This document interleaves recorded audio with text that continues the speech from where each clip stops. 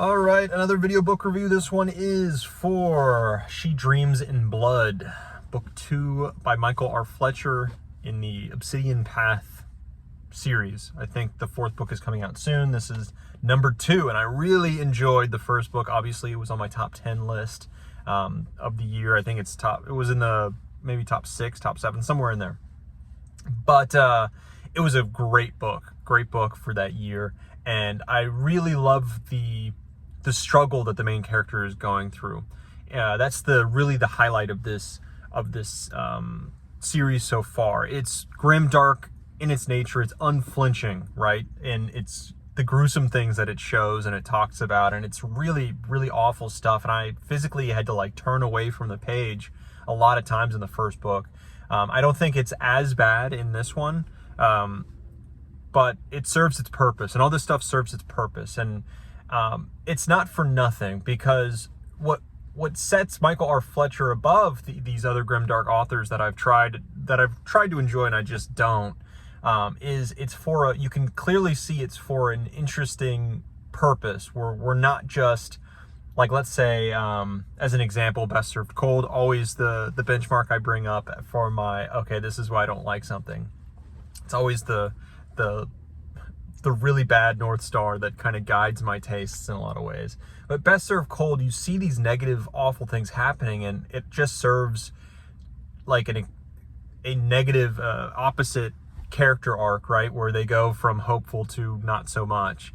And that's kind of all you're seeing in the purpose of this stuff. And not so here. You're seeing this stuff as our main character is evil, really an evil guy, terrible human being, but they don't want to be that way. They want to be better.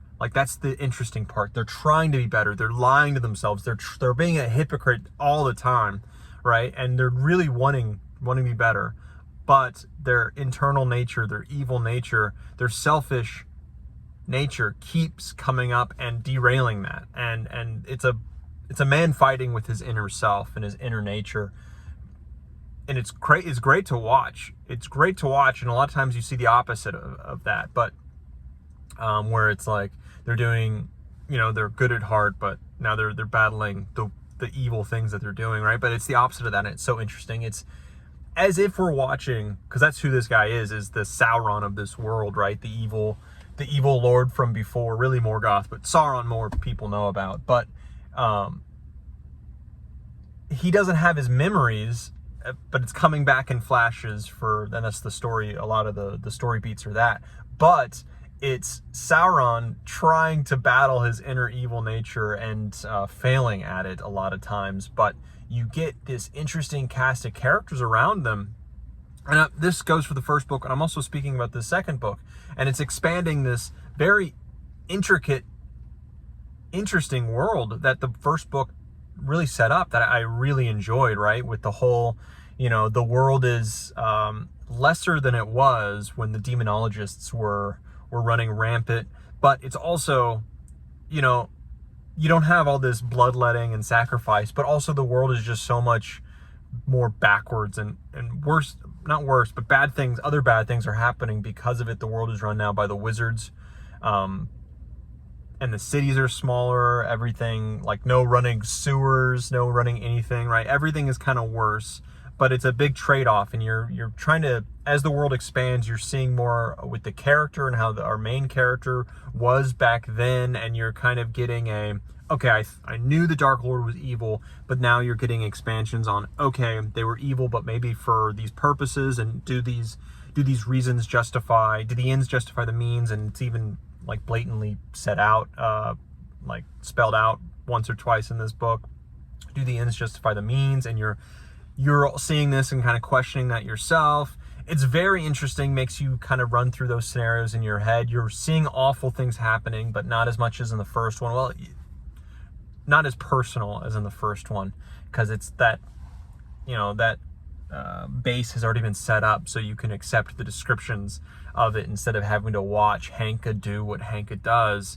Now it can only be referenced to, and you can still get that because it's just such a awful thing from the first book a lot of times that you saw, and that was really off-putting, and I'm glad it's not in this one.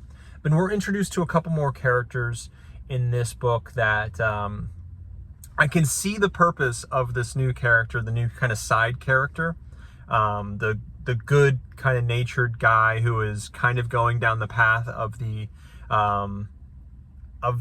what's it called, the Best Served Cold, that main character. You kind of see this character going down the same path of it, but thankfully a side character. But you also see the purpose for it that is being set up for the future, so that's going to be sort of interesting. But I wasn't enamored with him. He was kind of funny. There's more humor, I think, in this book than in the first one. I can see the purpose there, but I'm not completely sold on that character. I'm still very much really into our like couple 3-4 main characters here. The middle portion did slow down a bit when you got to that island with the like the cover. You'll see that's that island with the pyramid and the beasts on it. Now that it's sort of slowed down there, but everything else was lightning quick and really well paced. And these are short books. Like, these are really short books that I have found myself really enjoying, even though they are gruesome and gross and everything. But the world is just so interesting, so fantastic. The systems that have been set up have been super interesting and are being also expanded on as well, but everything fits so cleanly. It's almost like when you play, the difference between when you play a board game, right? I don't know if you've had this experience before. A lot of people, though, might understand what I'm talking about. Where you play, board games, and you're like, okay, they're intricate, and you're like, okay, this is good, but putting them all together, they don't really form a cohesive game. They don't work together too well. But when you come across a board game, or maybe even a video game, I don't know, I'm not a big video game guy, but when you come across a board game where every piece of that board game works together so well, and other parts enhance this and make it more interesting and all this other stuff, when a board game really comes together and all systems work together so well, so fluidly, that you're like, this is a great game. This is the makings of greatness. That's this series with all of the different pieces. Michael R. Fletcher is just so good at that. So great at that, honestly, which makes him just a fantastic author to read. It's just that he's just the books are so dark and so gross that I can't recommend these books to, a family member, let's say, who says, what should I read? I don't immediately jump to, okay, I'm going to give you Blackstone Heart. I'm going to give you the Obsidian Path, this series, because this is a twisted series that will turn a lot of people off, I imagine. So, there is that. But for me specifically, who's kind of, and you who's probably watching, you're pretty deep down in the fantasy reads. You've read the, top layer stuff. Maybe you want to delve a little bit deeper. And this is one of those things that you delve down into. And it's really great for what it is. And it's a really good book. I do recommend it. It continues the series. That ending is so crazy. Do recommend it to read that too. It's just a crazy ending filled with pure emotion, and you feel just the energy of the scene where it's not stagnant. You feel him running through this chaos of this collapsing place. I won't say what it is, but everything is going wrong. All these pieces are moving together. There's something you need to chase. He's got to chase it. It's wild. It's crazy. It definitely fits the bill and doesn't end on a whimper as some other books do. It ends with a bang and leaves you wanting a lot more. Highly recommended. Besides that middle portion being a little bit slow, it was just a more of the same, which was great. I'm gonna give it a I want to say 9, but I'm gonna give it an 8, 7, 8, 8. 8, 7, 8, 8. In there, I think feels best because it's so gruesome. But anyways, that's it. Please give the series a read. It's just so fantastic. Again, thank you for my subscriber for recommending it.